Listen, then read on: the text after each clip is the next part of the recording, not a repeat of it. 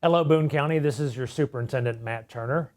I'm here to talk about an important issue, an important concept that we have within our school district, and that's district committees or Board of Education committees. I'm here with our school board chair, Julie Pyle, and we just wanted to ask her some questions and have her talk a little bit about how do board committees work and what is the purpose of board committees. So, Julie, let's start right there. What is the purpose of district committees or Board of Education committees? So district committees are important because that's where the actual work of our district gets done. And they are authorized by our board, and there's two different kinds. There's our regular standing committees that meet regularly, and then our ad hoc committees that meet when certain issues need to be discussed. And so a lot of times people come to our school board meetings and they expect a lot of discussions about the topics going on, and there is some, but what they don't realize is a lot of the work is done behind the scenes in our committees.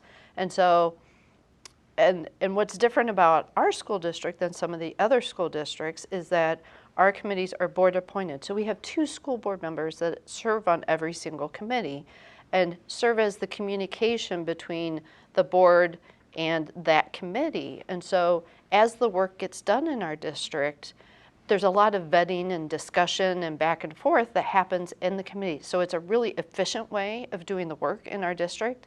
Some districts don't have board members that serve on their committees.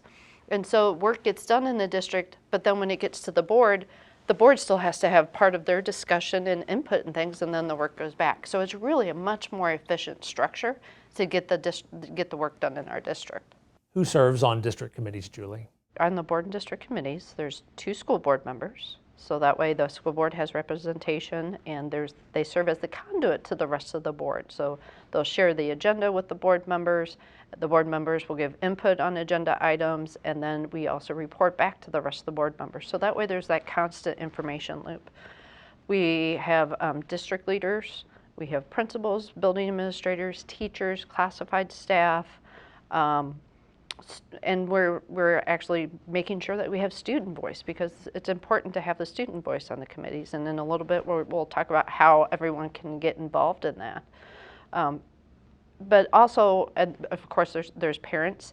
Some of the committees are actually dictated by state statute. So like our facilities committee and our calendar committee, that's actually dictated by law who has to serve on those committees. When the agenda is set for a committee, that agenda is shared with the entire individuals on the committee. The board members also, it gets shared with the board members. With the board members review the committee agenda items. Anything there might be questions or concerns or input is given to the 2 board members that serve on that committee. Then when we have the committee meetings, there's discussion. The input from all the board members are brought forward, and then issues are addressed, things are researched, worked out, the committee work gets done. And then the 2 board members report back the results or any of the conversations back to the board members. And it's just a constant feedback loop and circle. So that way, whatever we're working on gets thoroughly vetted before it gets to a school board meeting. We've done all the really difficult work where we've dug into issues.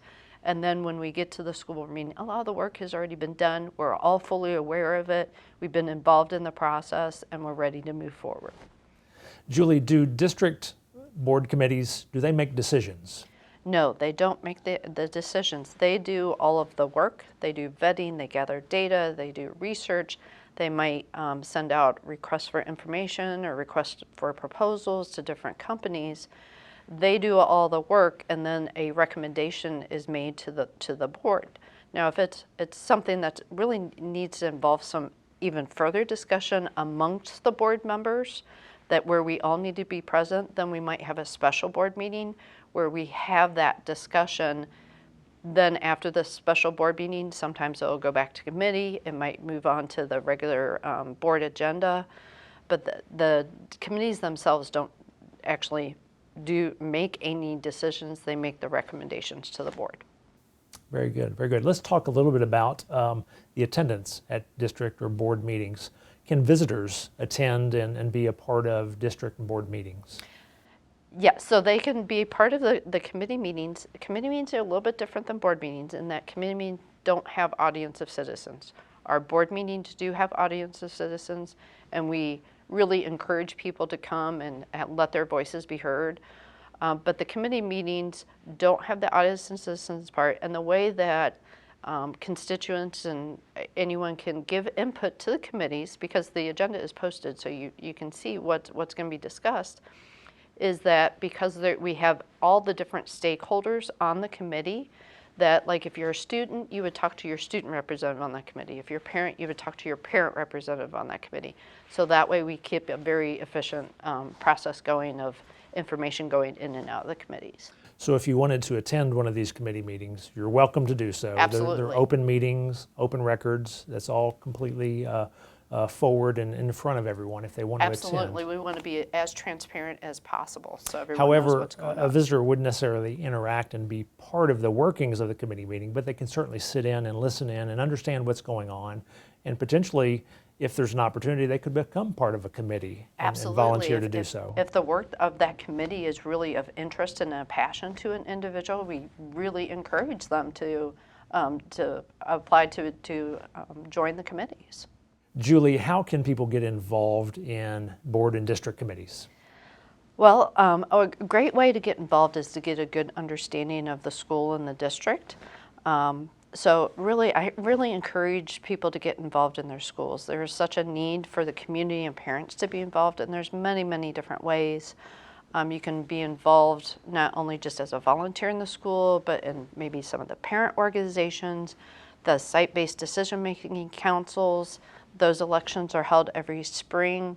Attending the site-based decision-making council meetings at your school.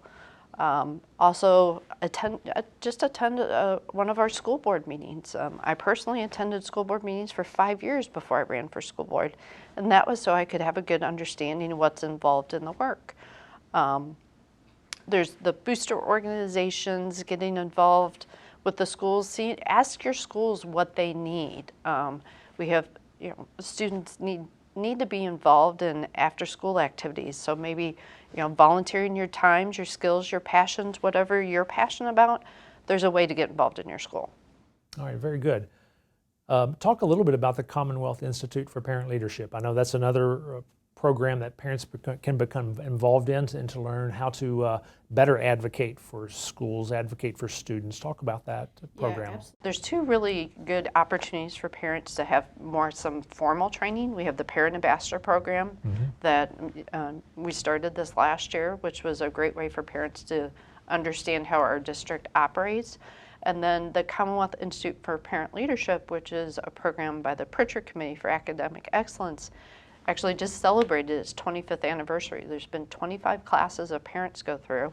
I went through the program in 2012, and I always say that was the best educational experience I ever had and prepared me to run for the school board. I believe in Boone County we have close to 70 SIPL fellows, and across the Commonwealth we have over 2,000 SIPL fellows. So it's a great way to understand and learn to be an advocate for not only your own child, but all the kids in Kentucky. Thank you. Talk a little bit about the application process. If someone wanted to be part of a board committee, to be on the committee itself, what do they need to do? We've developed an application process, which you can find on the district's website. I believe it's going to be under quick links, and there'll be another link. So you can go through and fill that application out. It'll go to the individual who chairs that committee, and we encourage everyone to participate, especially community members, parents, students. We want everyone to complete that. You can check mark the areas that you're passionate about, that you want to get involved in. And then we're also looking for people to be backups, because sometimes someone may not be able to attend a meeting, but we still want that voice at the table. And so that's another way you could participate. Maybe you can't always attend every single meeting, but you could serve as a backup to someone who is in the main role for the committee. It takes a whole village to raise our kids, and so our business members, our community leaders, church leaders, that voice also needs to be at the table. So really anyone who's in our community who's interested in a particular area, it could be academics, it could be finance, it could be, we have budget committees, we have teaching and learning. So there's an opportunity to whatever your area of interest to get involved. Applications are available for board or district committees here at our district office at 8330 US Highway 42 or on our district website. And applications will be due by August 1st. The terms for committee members will be from August until next July. So we encourage you, please put in an application. We'd love to have you be a part of our committees, and we would love to see you there. Here's a list of our board district committees. Thank you very much. We hope to see some of you at our committee meetings. We want you to be involved in the work of educating our children. Please call our district office if you have any needs or any questions. Thank you very much.